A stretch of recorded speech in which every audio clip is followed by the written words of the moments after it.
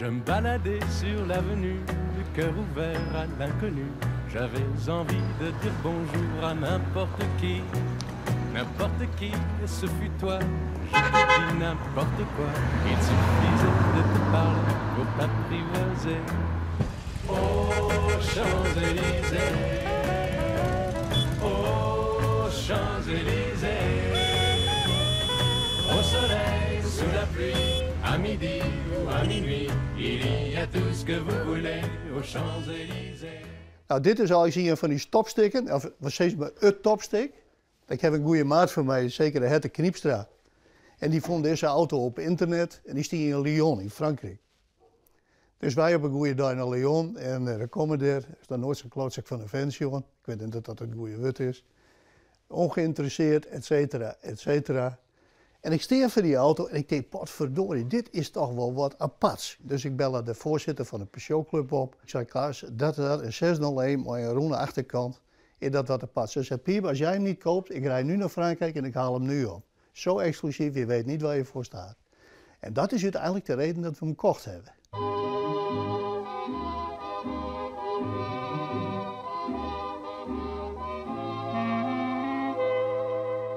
Nou, ja, ik kist heel veel waarom in de tijd. Hè. Mijn paken die is in 1929 ooit begonnen in heel laat. Met zwarte brand, vrachtauto's, et cetera. Toen mijn huid wat ouder was, mijn huid wie in ben, die is toen met auto's begonnen en met trekkers, ja, machines, ja, wat hier vroeger net al je fietsen, et cetera, brommers. In 1929 toen mijn huid deel laaien, toen ben ik dus op een voorgrond gestapt. Ja, normaal had ik misschien wel teruggestudeerd of geen flauw idee wat ik bedaren weer. En toen ben ik erin gestapt. En toen moest mijn paken borg van mij staan bij de bank, dat we tot beginnen konden. En de levensader weer destijds weer in malkriederij, dat weer busten bij boeren bij Helly, dat is juist nog niet meer. En we hebben een garage en langzaam maar zeker hebben we alles eruit donderen, trekkers eruit donderen, fietsen, brommers eruit, taxi eruit. En we hebben helemaal luxe auto's verder gegaan.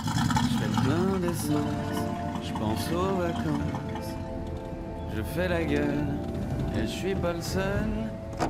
Le ciel est gris, les gens aigris. Je suis pressé, je suis stressé. J'aime plus Paris, encore partout ça m'ennuie.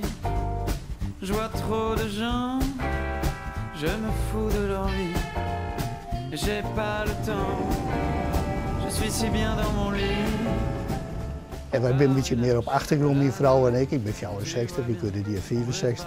Dus ja, we moeten toch keuzes maken. En nou, een van de keuzes is wat je meer joggen natuurlijk.